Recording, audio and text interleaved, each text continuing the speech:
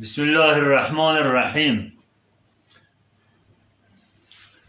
وعن أبي هريرة رضي الله تعالى عنه قال قال رسول الله صلى الله عليه وسلم: ما من أحد يموت إلا ندم. قالوا: وما ندامته يا رسول الله؟ قال: إن كان محسنا ندم أن لا يكون ازداد، وإن كان مسيئا ندم أن لا يكون نزع. رواه الترمذی رحمت الله علیه. دنیا مزرعه برای آخرت است. زندگی انسان یک سرمایه بزرگ برای انسان است. روزی زندگی ختم می شود، این سرمایه از دست انسان می رود. یکی انسان از این سرمایه چگونه استفاده کرده است، حاصل و نتیجه او را برمی دارد. و من خاطر رسول الله صلی الله علیه و سلم فرمودند: ما من احد یموت الا ندم. هر انسانی که وفات کنه پشیمان می شود.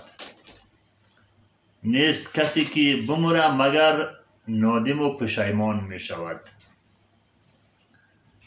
از این سخن رسول الله صلی الله علیه و سلم انسان بعد از مرگ اظهار ندامت می کند.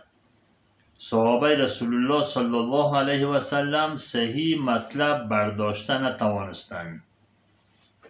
و من خاطر برای اینکه مقصد و مطلب برای صحابه آشکارا شود، بعد از آشکارا شدن برای آنها و نسل‌های بعدی مسلمان ها هم مطلب واضح و آشکارا باشد، از رسول الله صلی الله علیه و سلم پرسان کردند: قالوا و ما ندامته یا رسول الله؟ ندامتش چی است؟ چه قسم نادم می شود؟ ندامت چگونه دستگیری یک انسانی بعد از مرگ می گردد؟ پیامبر الله فرمودند انسان از دو حالت خالی نیست. یا محسن است، محسن نیکوکار، یا مسیء است، مسیء بدکار. نیکوکار هم نادم و پشیمان می شود، بدکار هم اظهار ندامت می کند. ندامت و پشیمانی محسن نیکوکار در چیست؟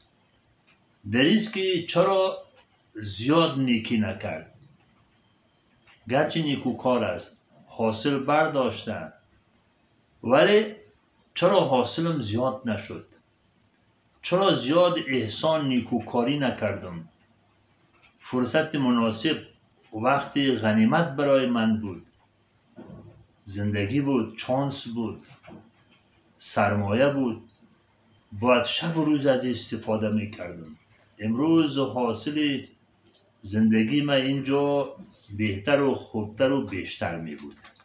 این کان محسنن، اگر نیکوکار باشن ندیمه الا یکون از دادن، نادم پشیمان به است که چرا زیاد نیکوکاری نکرد. تمام از بدکار معلوم است که چرا بدکاری کرد.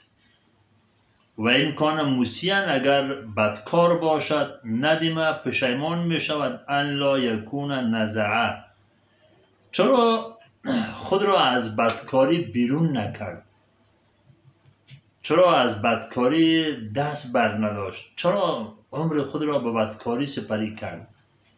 امروز اینجا به سختی ها مبتلا است. انسان عاقل عقل خود را به کار بیاندازد، ماهیت اصلی زندگی خود را در دنیا بداند و این سرمایه بزرگی را که الله برای انسان داده است و دیده قدر و ارزش بنگرد، از هر لحظه از این استفاده کند. لحظه زندگی خود را هم هدر، عبث، بیهوده مصرف نکند. زیرا هر لحظه زندگی انسان ارزش دارد و از هر لحظه زندگی انسان مسئول است. انسان مسئولیت دارد. همه مردم میفهمند زندگی دنیا عارضی است. هیچ کس همیشه در دنیا باقی نمانده و کسی در دنیا همیشه باقی نمیماند.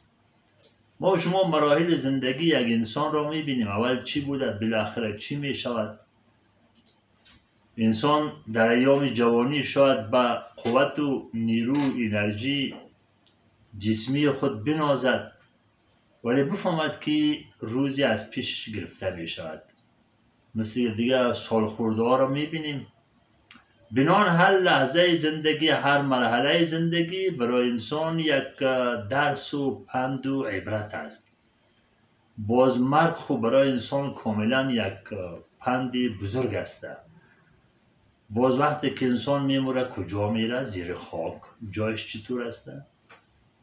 اینمی حالات زندگی انسان که در قرآن، در نصوص، در آیات و احادیث ذکر شده، بیان شده، عملا میبینیم. اینمی قسم فکر خود را به کار بیاندازیم که بعد از مرگ هم همان طوری که نصوص، آیات و احادیث برای ما و شما بیان کرده، اونم قسم به اون مسیر انسان روان است.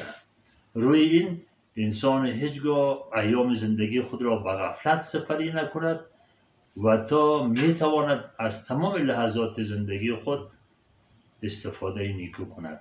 و صلی الله تعالی علی خیر خلقه محمد و علی آله و اصحابه اجمعین.